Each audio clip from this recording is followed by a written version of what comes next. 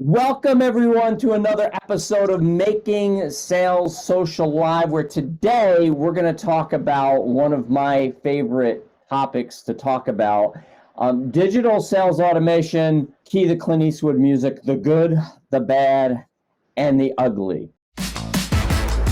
Welcome to Making Sales Social Live, as we share LinkedIn and social selling training, strategies, and tips that will have an immediate impact on your business. Join Bill McCormick, Bryn Tillman, and me, Bob Woods, every week. Making Sales Social Live. So automation, I right on my headline, it says authenticity over automation. So a lot of people think I'm totally anti all automation, but I'm really not, because there's all different types of automation. And what I always say is we're for automation to present information. We're against automation that tries to establish or build or develop relationships. And so some of the good automation, like an email client, we use that regularly. We have a newsletter that goes out to, I don't know, like 80,000 email addresses. Bob and Bryn and I would be still here trying to send the first one if we were doing it all manually, right? Just couldn't do that. So we have software that does that for us, but we're not trying to build so much a relationship with people. We're just conveying information. So that's some of the good. Another one, Bryn, talk about Magical Text Expander, one of my favorites. So I love this. It's getmagical.com. It's a Chrome text expander. And if you reach out to us, we actually have a special link that could give you all of our templates in one place. But what it does is it's got short code, right? So if I have a welcome message that I send to people when they ask me to connect, and I don't know who they are, and if I accept them, I have a welcome message. I have a reply if I'm not sure I want to accept them. It doesn't make sense for me to rewrite that every single time. It's not efficient. But this free resource, getmagical.com, is an incredible tool that can help your productivity time. And it really is amazing from a just quickly retrieving any messages that you've saved. There are short codes. So for example, if my welcome message is an exclamation point W and it spits out my entire welcome message to someone, a lot of them I'll tailor. So although they are templated, a lot of them I'll tailor, even simply with their own name. Or there are, in some of our templates, it has topic in all caps, right? So we would switch those out, but it still saves us an enormous amount of time. If you have resources, links that you go back to over and over and over again, it's great to save them in Get Magical. So highly, highly recommend it. There are a lot of tools like it out there. This one is free and it's absolutely phenomenal. So I love that. That's automation, guys.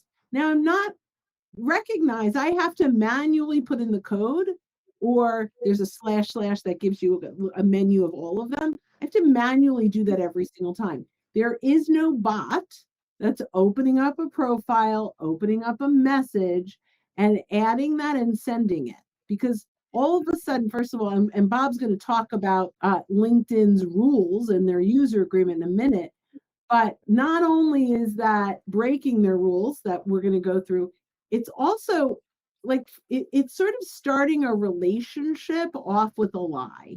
Mm-hmm. And so, that's the piece that I want to round out before we have some chats coming in too, before we go into, Bob has really studied the user agreement, knows it inside and out. So we're going to have him talk about that in just a minute. But you're like, I read it a few times. I read it. Not that complicated. But he actually is talking about one that I don't refer to a lot today, which is exciting. But I digress. Coming back to, you cannot start a relationship off with automation. It's a lie.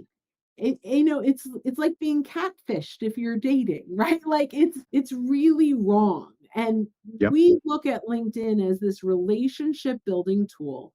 And it's critical that we respect it from that perspective. Mm-hmm. Bill talked about email automation.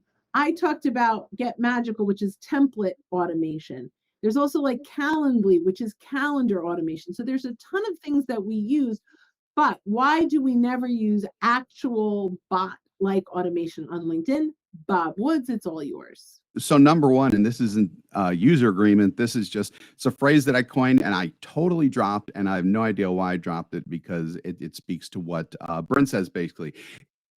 My phrase always was, if you start out as a bot, you're a bot to the people who you're trying to reach out to. I mean, it's just, people know immediately when something comes, especially when something comes to them immediately after they reply or after they accept the connection or whatever, that they are talking to a bot and they're not talking to a person. I mean, there's no way around it. It's a lousy way to start a relationship. So in the LinkedIn user agreement, section, it's 8.2.13, it specifically says, and that's in the don't section. So it says don'ts. You will agree that you will not. You scroll down to number 13, and it says use bots or other automated methods to access the services, meaning LinkedIn, add or download contacts, send or redirect messages. So that doesn't refer to like Magical, for example, which is essentially a text expander. That's fine. But when you're actually using bot and automated mentality to, again, start these relationships and keep them going through pre-programmed messages that a third-party application is using, that's wrong. It can get you shut down. We've been hearing all types of cases lately where it is getting people shut down. So that's just absolutely bad to do. The only way that you can get out of it is to cancel your LinkedIn account. Because that's it. Well, and you can't even log in to cancel if you're and right, yeah, exactly. If you're busted. And so read 8.2.2 also, because that's one a lot of people are using Chrome extensions. Right, yeah. So 8.2.2 says you agree that you will not, wish we had reverb, not develop, support, or use software, devices, scripts, robots, or any other means or processes, including crawlers, browser plugins, blah, blah, blah, to scrape the services or otherwise copy profiles and other data from LinkedIn. That one is huge. That one is such a catch-all. I think that they did the bots one specifically to address the whole bot phenomena that LinkedIn is so unfortunately caught in now. But yeah, just, don't do it. You're not allowed to do it, and you will likely get busted. Yeah. So let me jump in here, because there are a lot of softwares, a lot of Chrome extensions that are out there. And so you may be thinking, well, why does LinkedIn allow them? So here's what happened. There was a lawsuit a few years ago where some companies sued LinkedIn to have access of their API. And LinkedIn lost that lawsuit, which gives the companies the ability to develop these softwares, these extensions, so they can develop them. But when you use them, you're violating the terms of use that you agreed to when you sign up. So they don't have any liability, and you have all of the liability as a user. Now, if you talk to these companies, they'll say, and we have meetings with them, so they'll contact us and say, hey, let's talk about, because they want us to support them. And we'll say, okay, as soon as you show us a letter from LinkedIn that says you are allowed to do this, and they never can produce the letter. And what they always say is something, a version of this: well, we really haven't had anybody get shut down yet. So going back to the Clint Eastwood thing, do you feel lucky? Do you want to be the first one? Now, maybe for you, it's not that big of a deal. For us, LinkedIn's our livelihood, and so we can't take the chance. And we don't want to mislead any of our clients, whether it's one of our coaching clients that comes in every week for our coaching sessions, or a corporate client where we're working with 30 or 40 or 50 or 60 of their sales reps spread out all over the world, that we tell them to use a tool and their profile ends up getting shut down. And that's what's happening.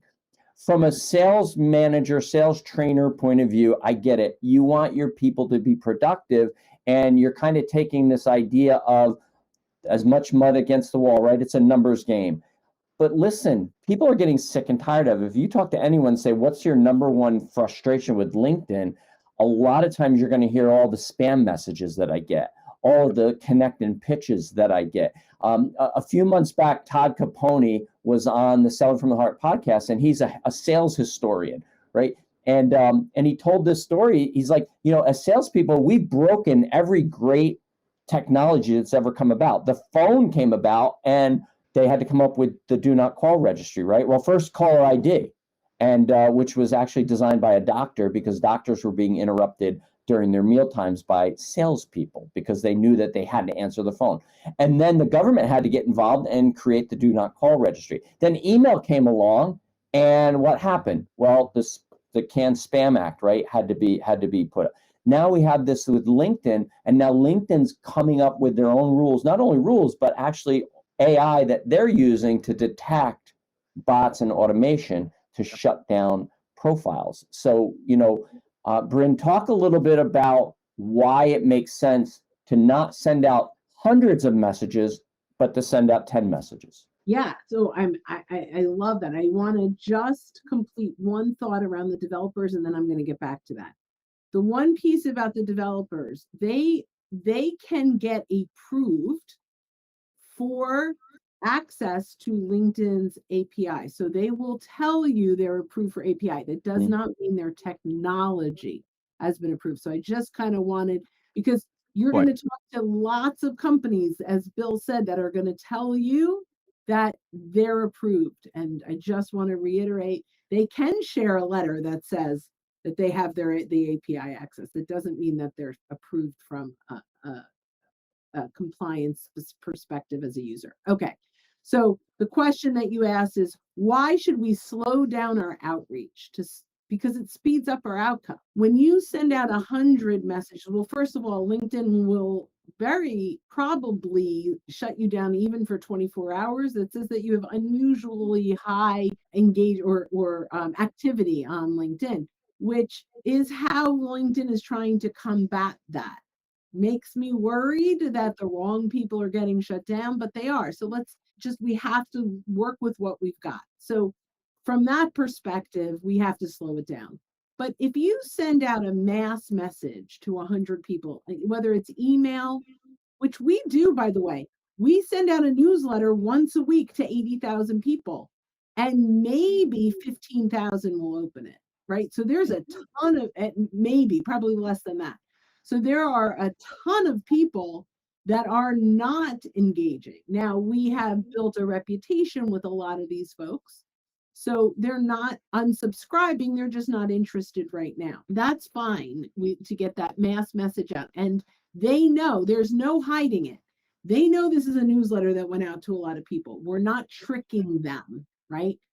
If we send out on LinkedIn one-on-one messages, and we are either automating that, or it's just a blank template that's going out, boom, boom, boom, like a cold call, they know it, they feel it. And if they don't, when they respond, you're going to miss some of that because you're in such volume. There's nothing more frustrating when someone reaches out to me and I almost think it was personal, and then I respond and they have this automated response that was totally detached from what I said. It's frustrating. So, we need to slow down. Why 10, 5, 3, whatever your number is? Because you want to hyper personalize that, let them know it's about them. One of the ways you could do that is through a video message on mobile. You can't fake that, right? There's no way to fake that. But, we are so adamant that this is a relationship development tool, that this is about showing up as a resource, becoming a thought leader in your space in a way that you're bringing value so you can build rapport and trust, and understanding that the sale will come when the time is right. Cold calling on LinkedIn, whether it's automated or just manually automated, right? It just doesn't work. Mm-hmm. Yeah, absolutely. You can't build trust with a bot. I mean, how many times do we go on a website and it's a bot and you're trying to get through the customer service and you're just, except for me, I don't have much hair, but you're pulling out your hair because the message just isn't getting through. It's the same type of thing. Why start a relationship on such a fake fake premise. Yeah. Dean has a question, which is, how do you feel about the new creator mode newsletter on LinkedIn?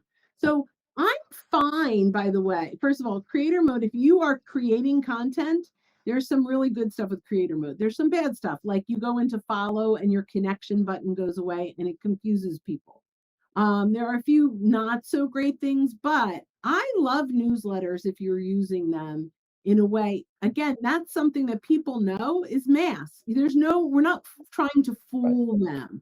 Right. That's the key. It's about being authentic. We're not trying to trick them to thinking that we're individually reaching out when we're not. That to me is the biggest deal. I like newsletters. Right now, we're doing LinkedIn Live, which you get with creator mode. Obviously, we like that. Yeah, and we go back to how I opened it. When you're wondering, geez, how should I use automation? I think you have to in today's day and age. There has to be a level of automation in your sales process, in your marketing process. But ask, am I trying to build a relationship with this automation, or am I just trying to convey information? And, as Bryn famously says all the time, you'd never send a robot to a networking event, right? You wouldn't do it unless you sold robots. But then I think you'd want to be there too to make sure the robot didn't, hit anybody or something, be the evil robot. Or call them the wrong name or miss Right. Right, and that's what happens with this automation is things can go wrong. About once a month, I get either an email or a connection request on LinkedIn wanting to sell me pest control services because 25 years ago, I was in the pest control industry, and it's still on my LinkedIn profile. And so I'll kind of joke and kind of just reach out and just say, where did you get that information? And it's because their automation has to be tweaked and it's not quite right. So so Dean says the idea that they signed up to follow you as opposed opted in to get an inbox newsletter from you asking for a friend. So when someone follows you, I'm sorry. So when you create the newsletter and you send that, they have to accept that invite, right? So I don't know about you, I'm getting about 5 to 10 a day of people inviting me to follow their newsletter. And when you do, you'll get a notification and an email every time they create a new newsletter. So I hope that answers your question. It's different than when they follow you. So when they follow you, all that means is that your content might appear on their newsfeed. Did you hear her say might? And so here's the thing. If you're trying to develop and build a network of connections, you don't want to have creator mode on. Right? Because it automatically changes your default button from connect to follow. And listen, the average LinkedIn user doesn't understand the difference between follow and connect. And the average LinkedIn user doesn't understand how to connect with you if your button is follow. And so quickly how you do it, you go to the more button and click the drop down and you'll see a connect there, and you click connect, and you always want to send a message telling them why you connected. So yeah, creator mode, great idea. And I love it for me. Yeah, and for you, and you have a large amount of followers and a large amount of connections. But for those that are trying to develop and build your network, it doesn't make sense really to have it on. So unless you want to use LinkedIn Live and newsletters, and then it does, right? So it's really about kind of doing a pros and cons. And I will say, if you do decide that you want creator mode because you want LinkedIn Live and you didn't have it otherwise, on a daily or every other day, go look at your followers and decide who of them might you want to connect with. So you can reach out to them. Thanks so much for following me. I looked at your profile and I'd love to add you as a connection. P.S. May I ask how you found me? Yep, great. So parting words on automation, the good, the bad, and the ugly. Bob? Don't do it unless it's something that we told you specifically to do, basically. I mean, and it's specifically with like Magical and Calendly and those types of tools, essentially, because otherwise you're starting off the relationship in quite possibly the most inauthentic way possible. That's a good one. Yep. Bryn, final thoughts. And don't start your relationship off with a lie. Do not use automation on LinkedIn. Use it smartly though. Use automation where it's clear with your intent. That's the goal. Don't use it in a way that you're trying to fake people out to think that you are actually taking the time to look at their profile and invest in a relationship when you're not. Yeah, and I totally agree. As I say, authenticity over automation in everything that you do. Just think of it and think of it from the point of view of, would I want to receive a message like this? But also, would they want to receive a message like that? So yeah, so the next item, Thomas said, adding the creative mode will be LinkedIn audio, like Clubhouse. It's something they're rolling out beta users. Bryn, do you that? So Beth Granger is a friend of ours, and she actually is one of the beta testers, and I co-hosted a room with her. And there's good, bad, and ugly in that too, but once they get it right, it will be awesome. Great. All right. Well, hey, listen, everyone, thank you so much for attending another episode live, and for those watching on replay of Making Sales Social Live, and we will see you next time. Have a great rest of your day. Bye-bye. Hit subscribe now and click the notification bell to get the latest videos from Social Sales Link. Give this video a like and comment down below. Register for free resources at linkedinlibrary.com.